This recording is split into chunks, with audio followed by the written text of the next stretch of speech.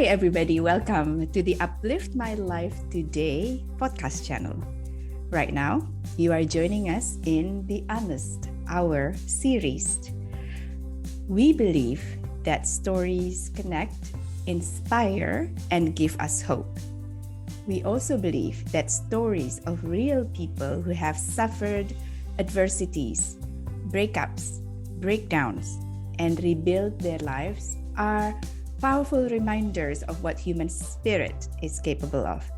Whether you're just starting in your journey or in the midst of rebuilding your life, or you are supporting someone who's going through their challenges, the story you are about to hear will remind you of what is possible. My name is Astuti Marto Sudirjo. I am a life coach and a subconscious mind reprogrammer. And I'm Julie Grau. I love connecting people, listening to their stories, and getting inspired by them, and sharing these with others. Together, we're holding the space for brave life warriors to share their journeys, reflections, and learnings. They show us that no matter where you are in life, however dark that place is, there is the option to rise, that it's doable and worthwhile if we choose to. They show us that living your life with more ease is possible. And our guest today is Kelly Brändli, a woman who has been through one of life's most challenging experiences, namely going through a divorce that lasted nearly as long as her marriage.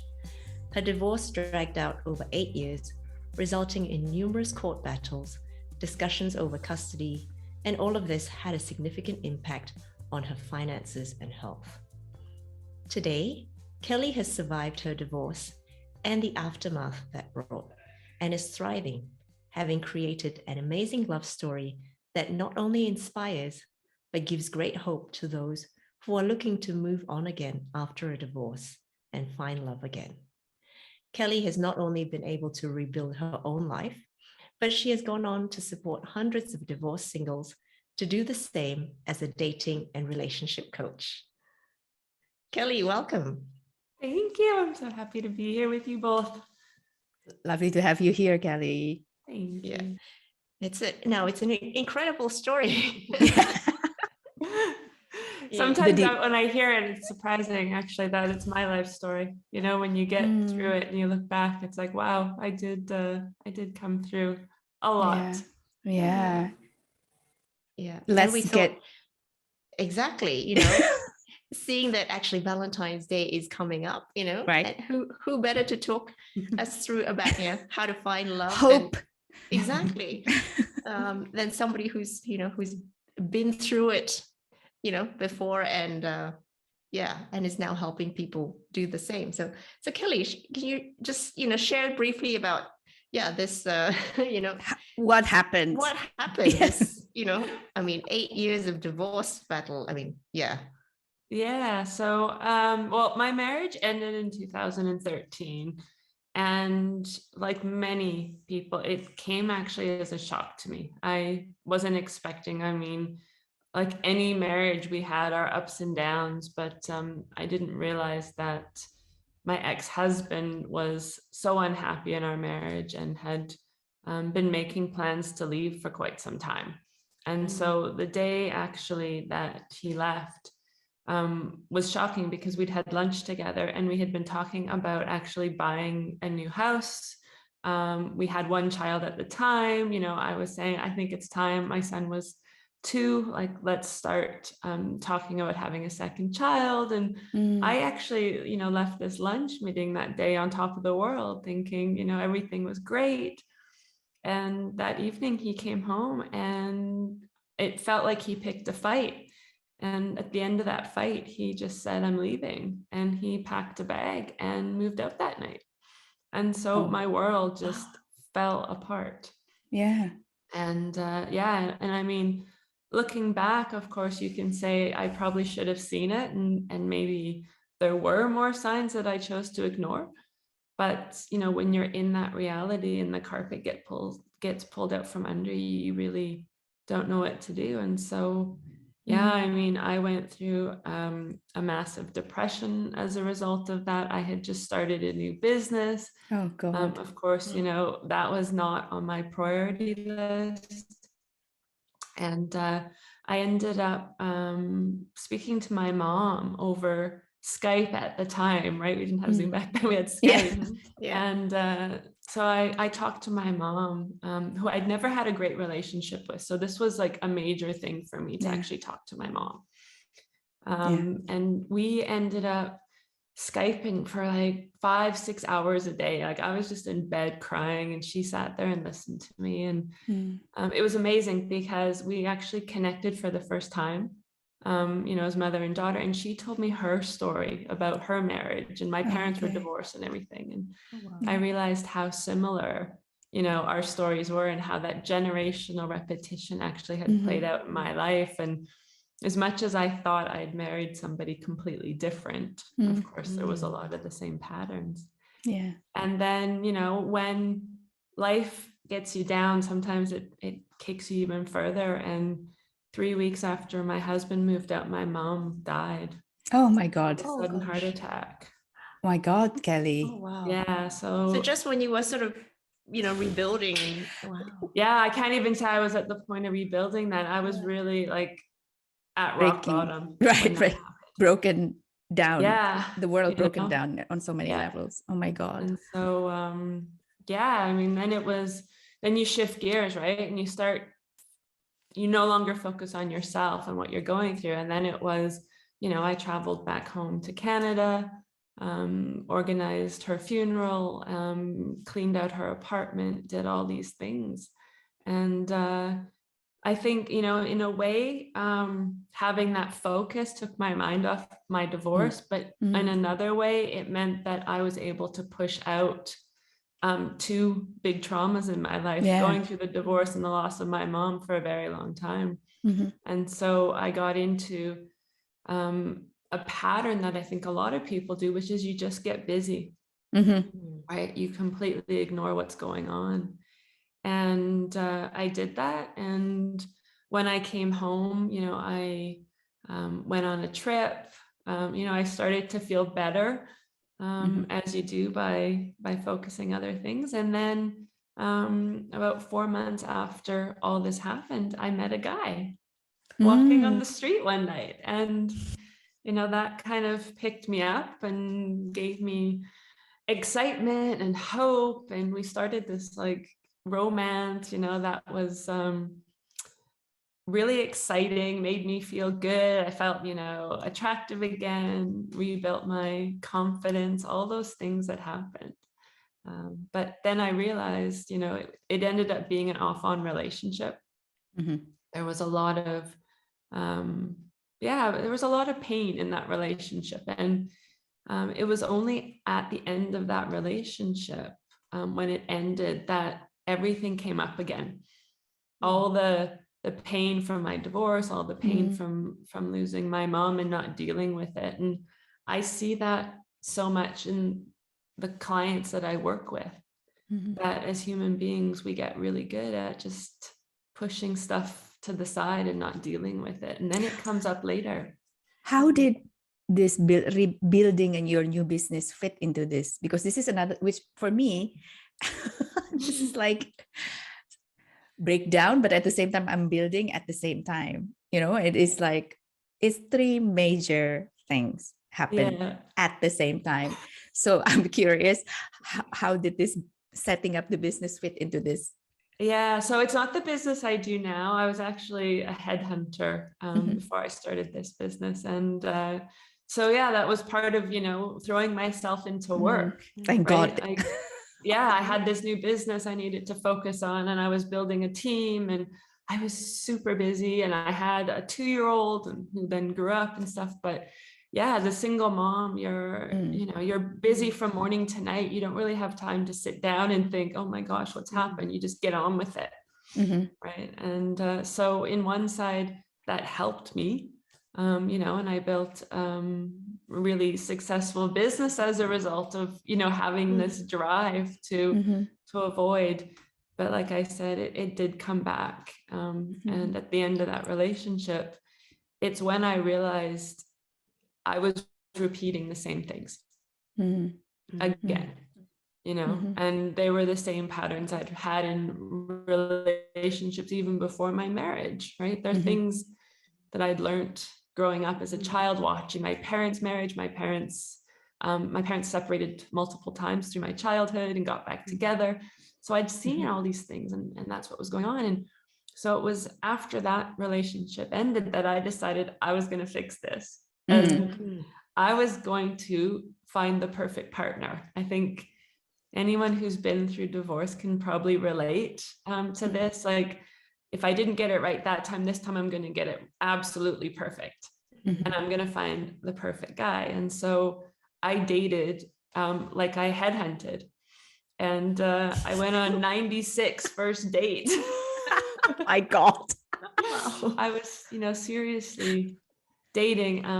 Unfortunately, for most of the men that I met at that point, I never gave them a chance. I was just like, I had my checklist and it was like, you didn't fit. Okay, next. And so, you know, for 2 years, this was my new focus. My new distraction was just meeting and dating and learning and realizing that, you know, I probably wasn't where I thought I was in terms of finding a relationship. And all the while you still managing the divorce process.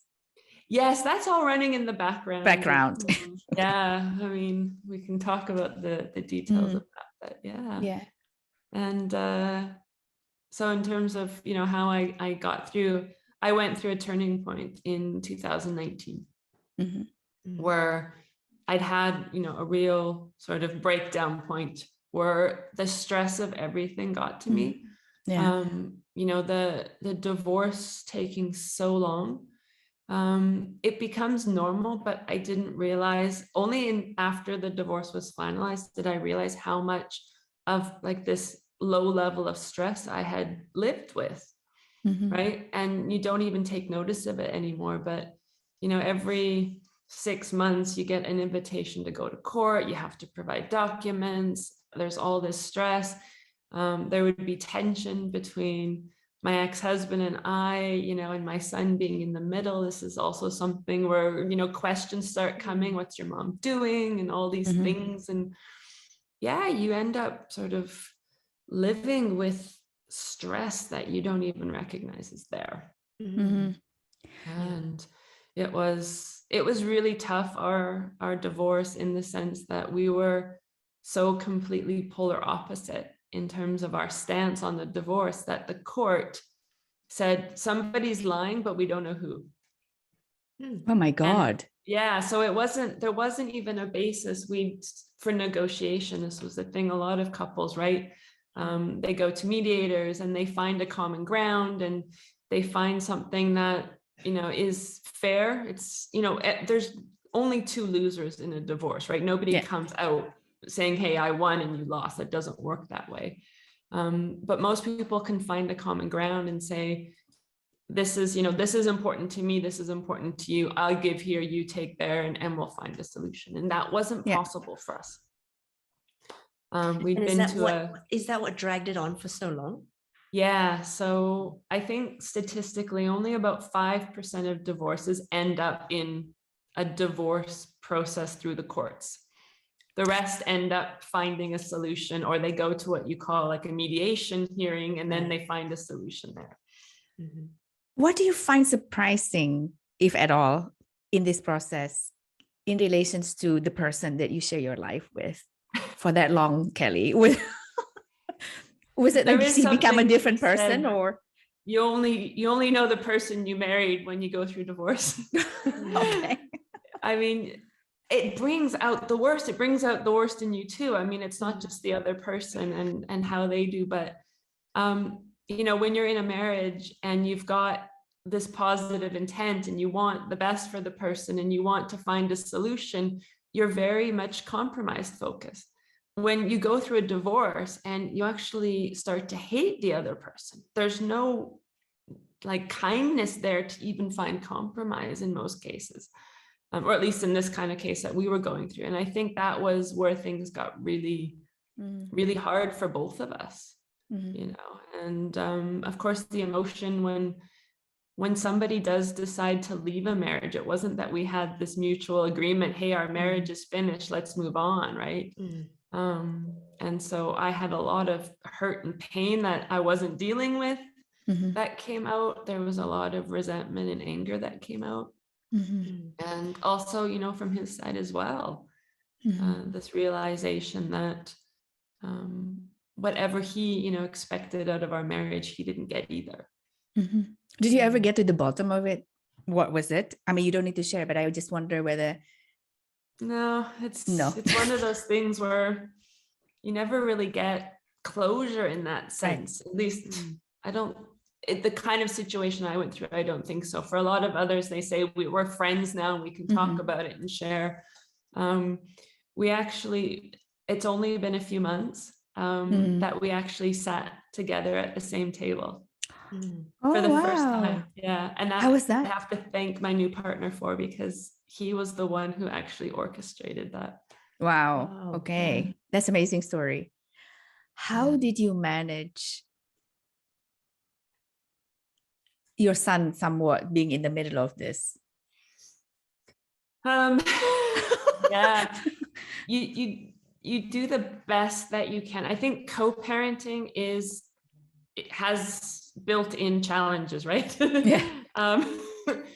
And you do the very best you can to bridge this gap between different rules in different households, different views on what's okay. I mean, you know, I have clients every day, and it comes down to things like, you know, should my children be drinking soda? Should they be watching this television? Should they be going to bed at this time, right? And these are all real things where when the emotions are involved, they become huge issues, right? And to try and protect your child in that is extremely difficult. And I think for me, the turning point was when I learned to let go. I learned to accept that I can only control what's happens in my home. And when he goes to his father's house, that's his responsibility. And that for me was a massive turning point that I noticed a big difference in him as well. Because I was no longer asking, what did you do this weekend? And, you know, oh, you shouldn't be allowed that. And I finally came to the point where I said, tell me, I want to know, you know, how was your weekend? What did you do? And he said he got to then be free to just share. And I think that was probably the best thing I did to help him through the process, was just to accept the things I couldn't influence. Yeah. That's wonderful. Yeah, that's wonderful. My God, 8 years. And I have to say, you know, you think after 8 years, you come out of the court, you're divorced, and you celebrate. It wasn't like that for me at all. I went through the biggest down after the divorce. Okay.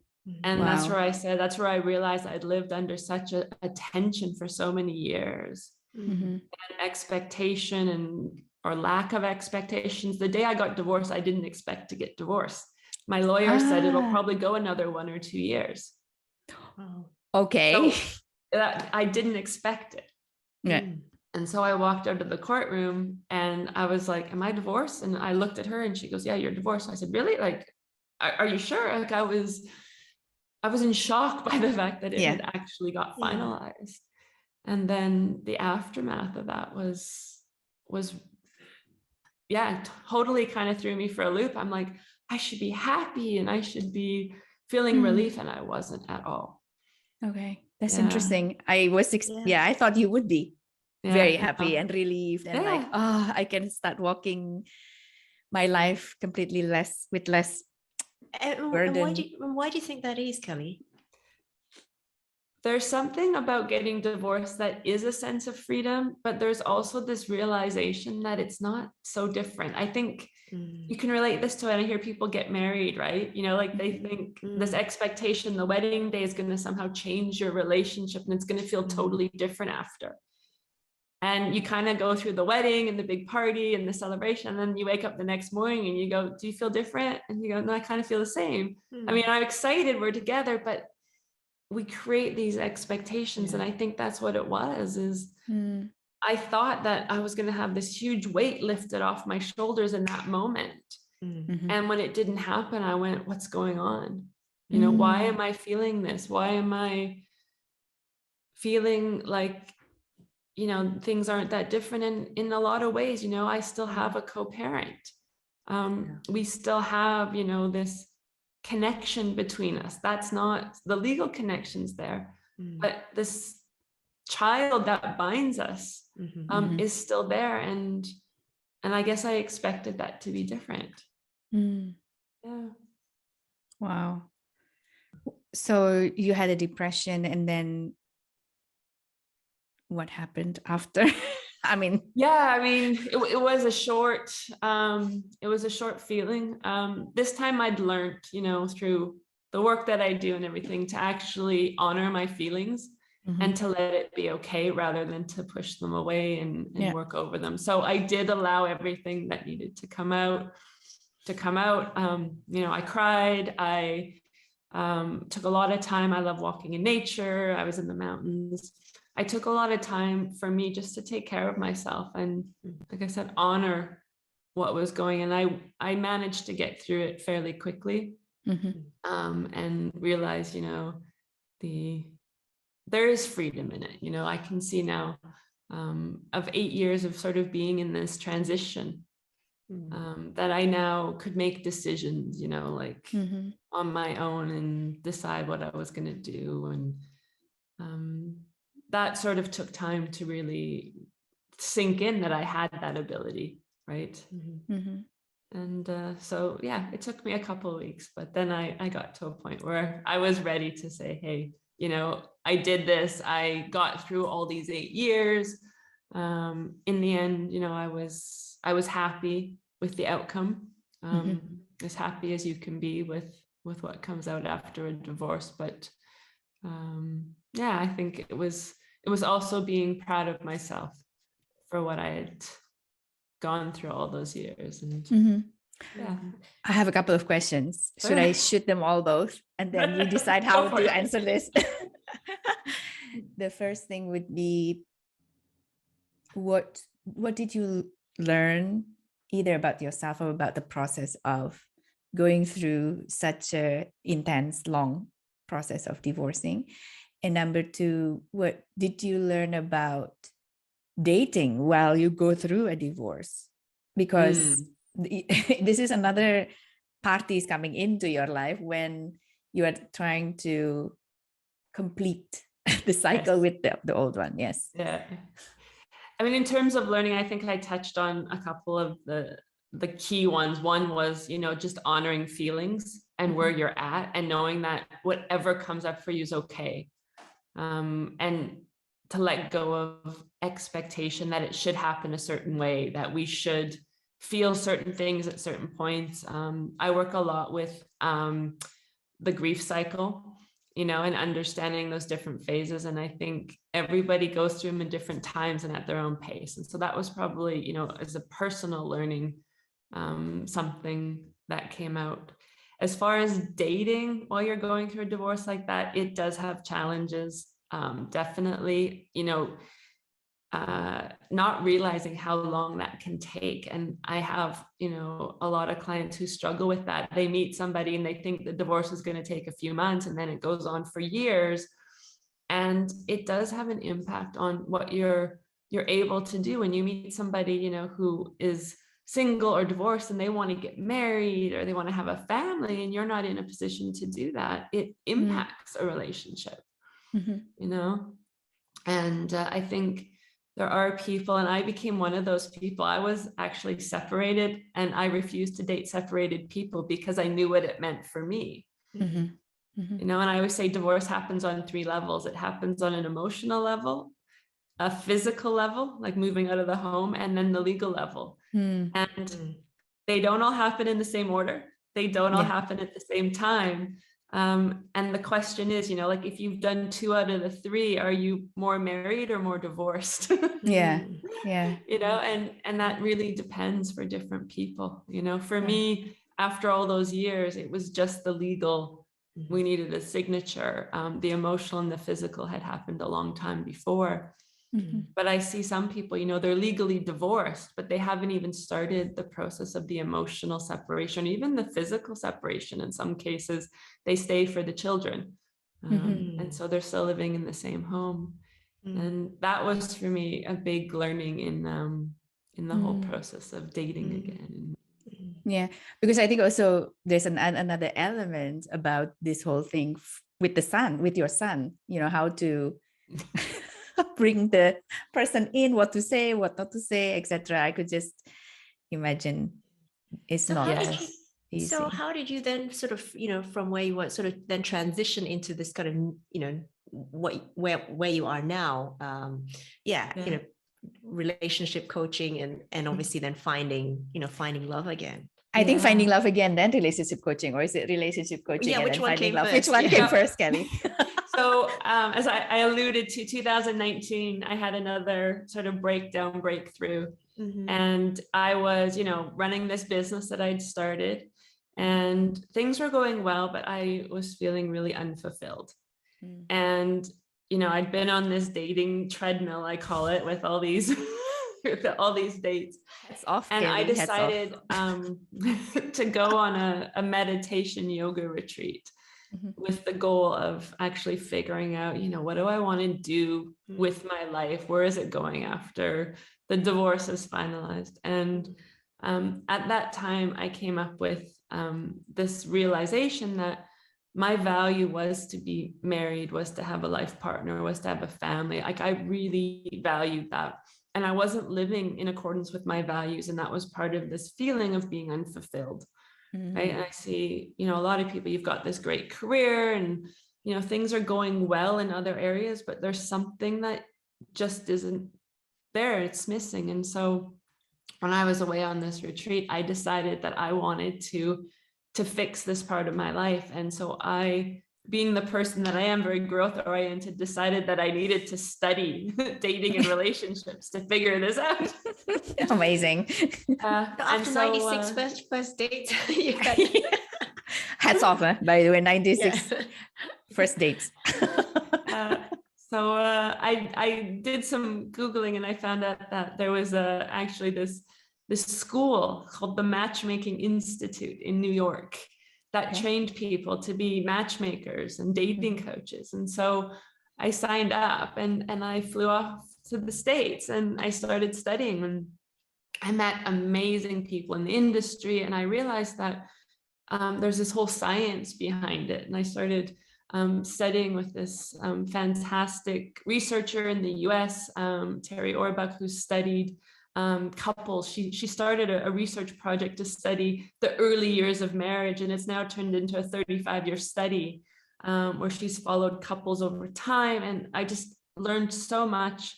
And then I started to study with Tony Robbins and Stan Tatkin and John Gottman and all these like really, really big people in this industry. And I fell in love with the whole concept. And so while I was applying this to my own life and changing things, I decided that I wanted to help other people do the same. And so I met my partner, Renee, actually in March of 2000, a couple of weeks before the lockdown. 2020, you mean? 2020. Yeah, 2020. Yes. Yeah. Okay. So we ended up, we had 3 dates, and on our 4th date, we moved in together for the lockdown. Wow. With his son and his dog.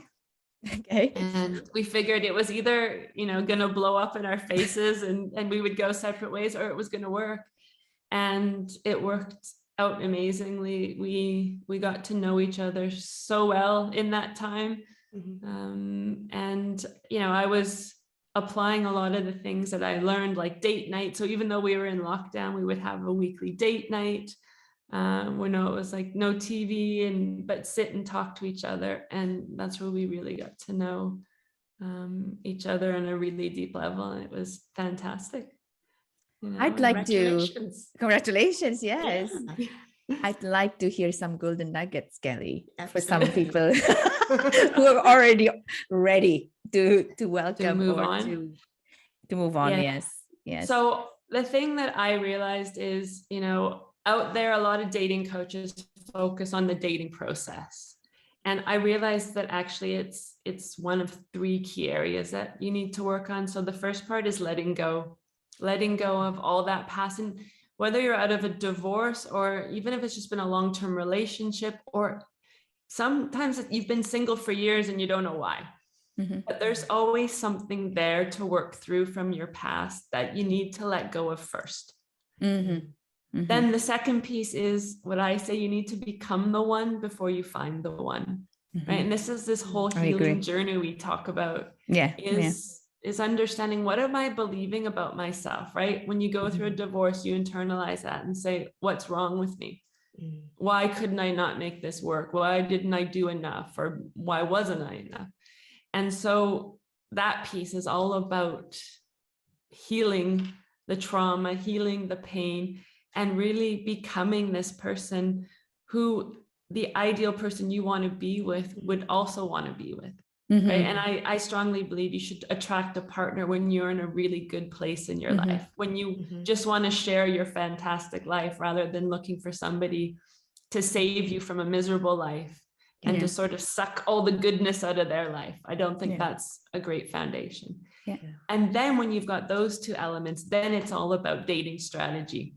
Right. Where do you go? How do you meet somebody? How do you start that connection?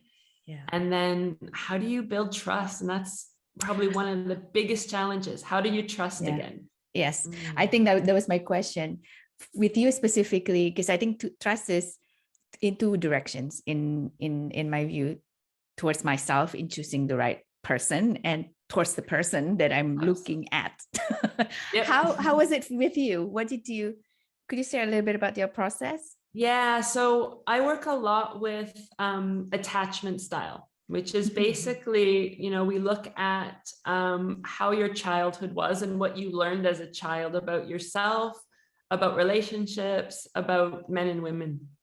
And based on this, we create beliefs, right? So if love's available to us as children, we grow up as being very secure that love will always be there.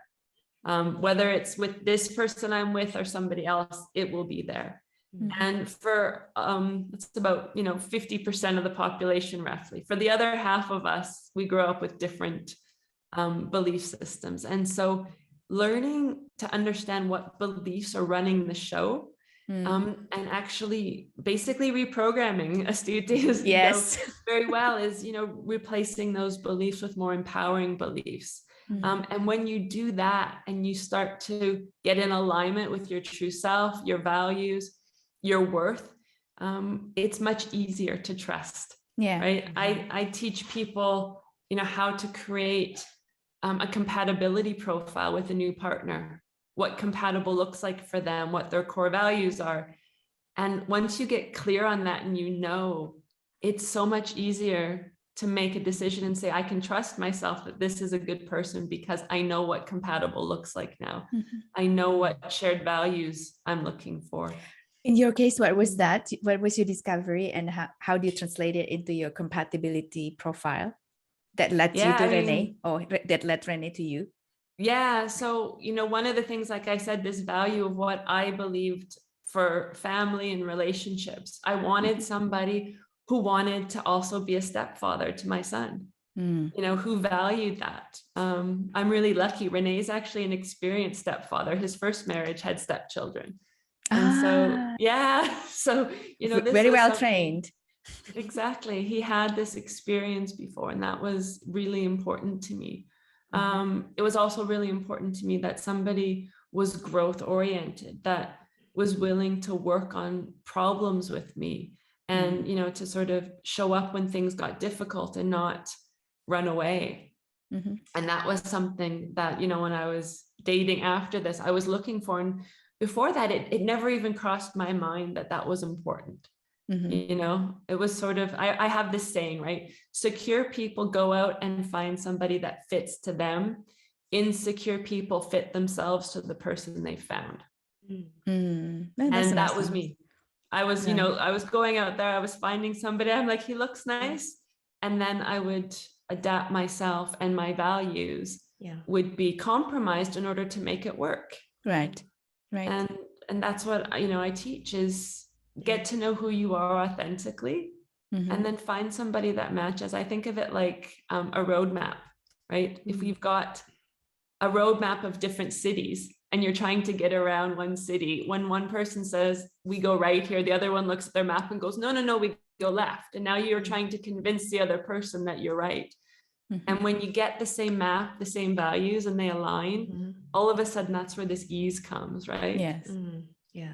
And I think, what you've shared is beautiful, right? And those, the tips or the advice you have, I think that's applicable for anyone looking for love, relationship, partnership. exactly. Yeah. Whether it's, whether they're single or whether it's, post-divorce or at any phase, I think that all of those Absolutely. are so applicable. Yeah. So I specialize in helping divorced singles find love again. But I have so many clients that aren't divorced simply because there's so much. And a lot of people say, like, I want to do this before, I have to go through a divorce and learn it the hard way. And I think that's true. I wish people taught us this when we were kids, Right. I mean, I think if I could ever change something in the world, it would be that schools incorporate, how do you choose a partner? How do you create a life together? How do you navigate crises? Every relationship has at least one major crisis. It's a given. Yeah. How do you deal with conflict and all that stuff? And I think those are the life skills I wish that we were teaching in schools. Absolutely. And unfortunately, it would save so many relationship breakdowns, I think, if we were taught that. Absolutely. Right? Yeah. What I'm also hearing from what you're sharing, Kelly, is that new beginning, which is healthier, that new beginning in relationship that will be healthier than you had before, starts when you choose you. Yeah. Absolutely. Okay, that's what I'm hearing. Yeah. Yeah. That's the foundation. And then you will attract people that choose themselves, but because they choose themselves, their giving becomes so normal and so unconditional somehow. Yeah, I mean, we hear a lot that, the self-love and people say, yeah, this is great, but I don't know how to do it. Right. And I always say self-love starts with knowing yourself, right? Knowing what's important to you and living in alignment with those things, right? If you're somebody that needs to take time for yourself, to be able to do that without feeling guilty. If you're somebody that really values growth and learning, invest in yourself, right? Those are the things that start this self-love, and it also impacts our self-confidence, right? When we do for ourselves those things and we know we're worthy, it strengthens our self-confidence and our self-worth. Yeah. If people who know you can summarize how you grow or evolve in these 8 years of intense learnings, what would they say, Kelly? I mean, I think there's one word I hear all the time, which somehow I find it, I love it, but I also think sometimes when I look at how the path went, people don't see everything behind the scenes. Of course, people always say that I inspire them. And, I can see that. I can see where I started and where I'm at, definitely. But it's that realization that you don't know everything that goes on. You don't know all the breakdowns I had, all the tears and the stress and the worry that I wasn't going to make it. But I think what's inspiring is to actually see somebody that has come through it, because when you're in it, you don't see the light at the end of the tunnel. Right. Yes. And that's where looking to somebody who says, wow, like they made it. And I had those people too in my life, but I was looking at it and I go, okay, if they can do it, I can do it. And that's why I think we wanted to share your story, because you've made it. So Now I have a question. Obviously you talked about, having shared values and the importance of, knowing yourself and all of that. I guess when it comes to a relationship, what about chemistry? Where does, an attraction, where does that, where does that end? Yeah. So I talk about the 3 C's of relationships, which are compatibility, connection, and chemistry, in that order. I think most people grow up with this Hollywood romanticized vision that we want to meet somebody in a random setting, like they do in Hollywood, at the street, at the dry cleaners, the gas station. We look into each other's eyes and we fall madly in love and we live happily ever after. Mm-hmm. The thing is, and this is where studying the science helps, is I understand so much more about what chemistry is, right? Mm-hmm. Chemistry is part of a biological desire to reproduce. Mm-hmm. We're bonded to each other. We're full of hormones. Our hormones cloud our judgment. It's like being drunk on love. It's true.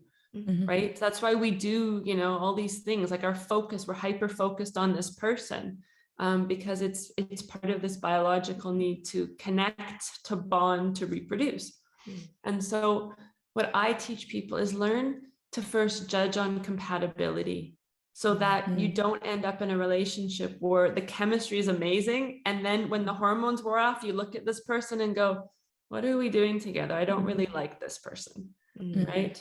I think first look at compatibility. And this comes down to, do we have shared values? Do we have a shared life vision? This is also important. Do we want the same things? Yeah. And then I also work with a model from Tony Robbins called the 6 human needs, which is all humans have the same 6 basic needs. And in a relationship, are we both able and willing to meet the other person's 6 needs? Mm-hmm. A really common one that people say is, I never felt safe, or I never trusted my partner. Oof. Right? Certainty, safety is such a basic need we have as human beings. If we're in relationships where we don't have that security, that's a red flag. Mm-hmm. And I find so many people accept that, right? Mm-hmm. And that for me is a real basic. If you can't have security in a relationship, then you're not compatible.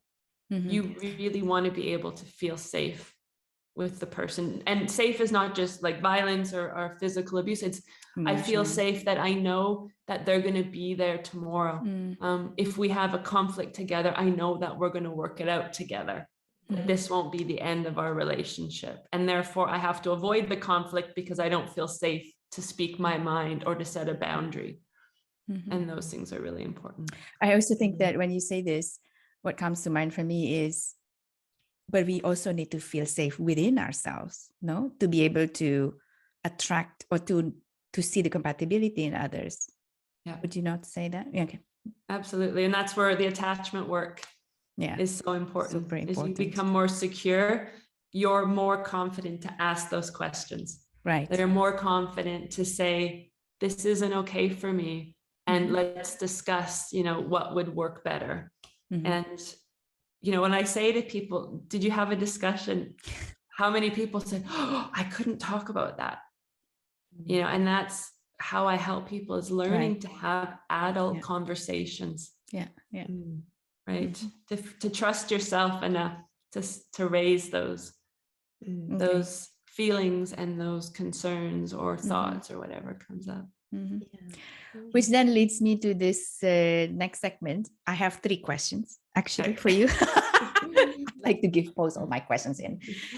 So if you were to, because this is really a beautiful reflection, Kelly, if you were to speak to 3 groups of people, okay, what would you say to them? First group is the people who are thinking to start or initiate a divorce. Mm-hmm. Okay, because something doesn't work for them anymore. Second would be the one who is going through it. Mm-hmm. And the third group is the people who support the people going through a divorce. Okay. So people who are thinking about going through a divorce, and I actually have people like this who I do work with, is helping them understand, should I say or should I go is the question. And it all comes down to compatibility. Yeah.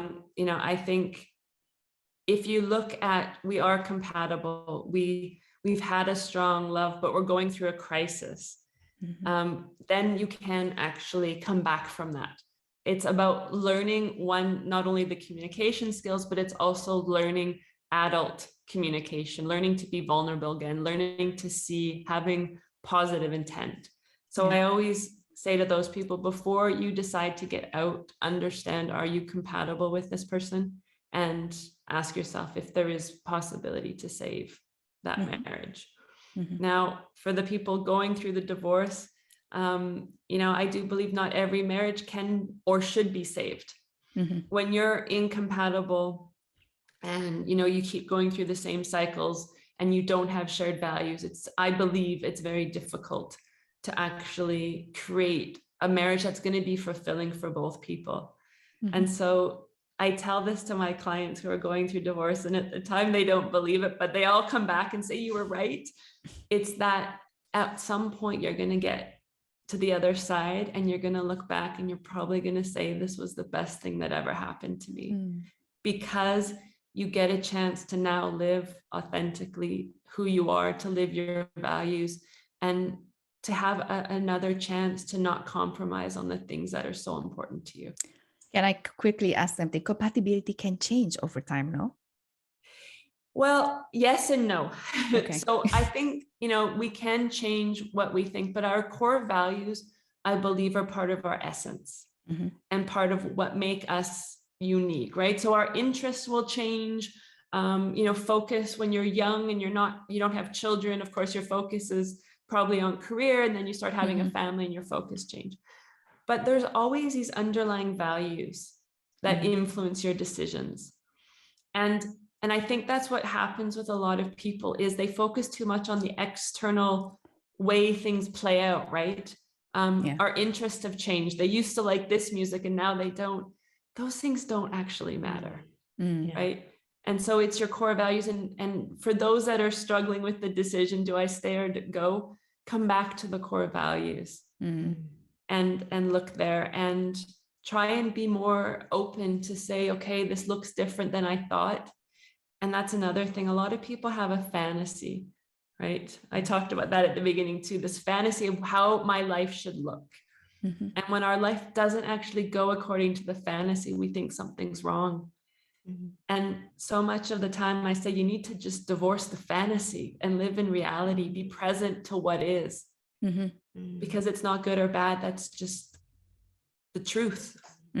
Be open to see the truth. And you can actually find love and joy and freedom in the reality you're in, rather than holding on to, it should have been this way and it isn't, and therefore I cause suffering. And to the one supporting, group, yes, was those that support. One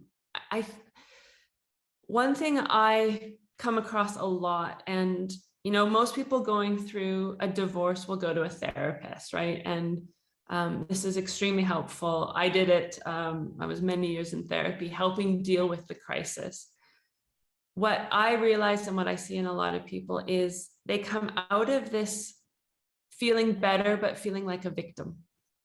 And so I encourage everyone, when you're supporting, is help people put down that sort of role as the victim, right? Whether they were the one who decided to have the divorce or not, or it was a joint, or whatever the circumstances are, we all have the ability and the strength to then make decisions after, to create a life that we love. And I find a lot of people get stuck in the victim mentality. I can't do this, or because of what happened to me, this is my future. And that's where I think supporters can play a huge role of saying, okay, this sucked. This was not fun, but let's draw the line in the sand and let's, leave that in the past, and let's create a life that you absolutely love for the future, and take back the power of making decisions for yourself. Thank you. And how much of a consideration for you when you decided to, when you met Renee, obviously, in how he's, in the way you see him, because you were not finished the process at the time, right? So he's part of this pool, the third pool of people supporting you. Yeah. What is it that you were considering when you met him, or what you saw? You mentioned values. Is there anything else in connection to just specifically on the divorce process?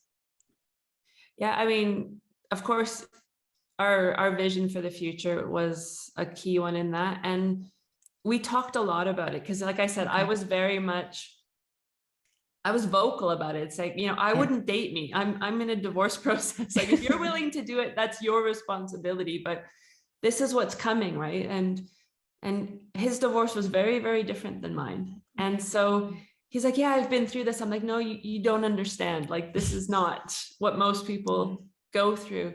And you need to be ready to sort of be there. And you don't need to make the decisions. You don't need to be, but I need somebody by my side who will support me, who will listen, who will help pick me up when, I need that. And he said, I'm ready. Like, I'll be there for you. I'll support. And like I said, he was the one that opened the door to actually creating a more collegial relationship with my ex-husband.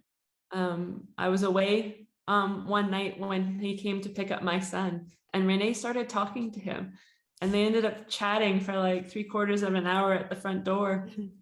And then Renee said, yeah, I talked to him. He's a good guy. And I was like a little bit taken aback by it. And he said, yeah, I think I see what you saw in him. I see these aspects of him, and cool. And the next time he came over, Renee said, hey, come on in. And I was like, okay. And we sat at the table, and my son was over the moon. Like, he was like, this was the greatest day, like, to see my parents again talking to each other and being civil. And since that day, whenever he comes over now, he can come in. If we're having dinner, he had dinner with us one night, and things have really changed. And so I guess there's also the learning, and time can really heal all wounds if you're willing to put down the sword. I always say that. And just let the past be the past, and to be open to creating something new, right? We have now a very different relationship, and it's not that emotional tie that kept us through the divorce process, but we're able to see each other as two people, and as co-parents, and as the parents of our son, who we both, of course, love very much. Yes. Yeah. That is a beautiful story. Yeah, it's not an ending I could have ever written myself. I think I could have, probably, as we say in Canada, bet the farm that I would never, have a discussion with him. And I was dreading, like, what happens when my son gets married and we both need to go to the wedding, or does one of us not get to go? Like, that's the kind of future I was predicting. And to be where we are now, I think, is a huge gift. But I think, and I think just shows, how far you've, how much work you've done on yourself and how far you've come, right? Yeah, definitely. So, yes. Huge acknowledgement to you for that. Yeah, and that's what I say, when you keep that victim, I always say, like, you're carrying the ball, right? It's time to put the ball down. And when you're willing to put the ball down, new possibilities open up. You're much lighter, you're much freer. Beautiful. Yeah. So Kelly, you're helping people with this, these days. Yes. So let's just briefly, in case people want to check you out. So the best place to get in touch with me is I run a Facebook group. It's called How to Date After Divorce and Create an Extraordinary Relationship. So if anybody's interested, you're welcome to join my Facebook group. You can contact me directly through Messenger.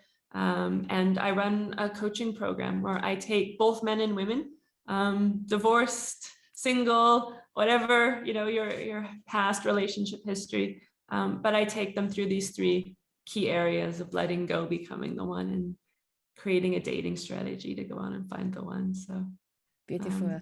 I have a great job. I absolutely, to be able to see people and help accompany them through this journey is an amazing gift. And I always say, look for the gift in everything. So part of my divorce actually created this new life for me, and so for that I'm also really grateful. Beautiful story. And you have also a website. I have a website. Yes, it's kellybrändli.com. I think maybe you can put the link below the video, so if anyone wants to contact me there, they're welcome.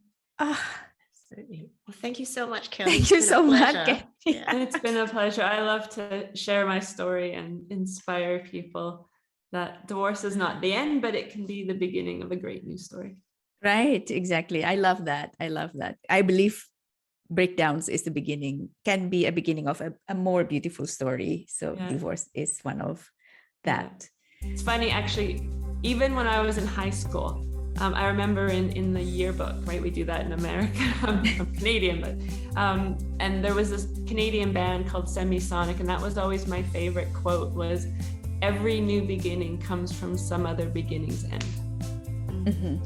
Yes. Wise. Wise band. Wise band. Well, thank you, Kelly. It's been a pleasure. Thank you both for the opportunity. It's our pleasure. Yes, our pleasure. What a hopeful story that Julie and I would like to put out for February when it comes to love.